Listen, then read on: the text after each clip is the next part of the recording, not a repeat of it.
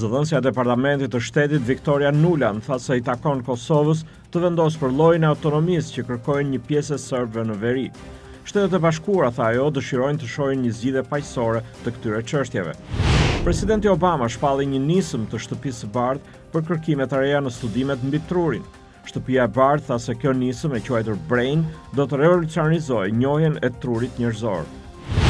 Punëdhënësit amerikanë paraqiten me një ritëm më të shpejtë kërkesa për viza të reja për punëtorë të huaj të kualifikuar, një shenjë që tregon se tregu i punës po përparon.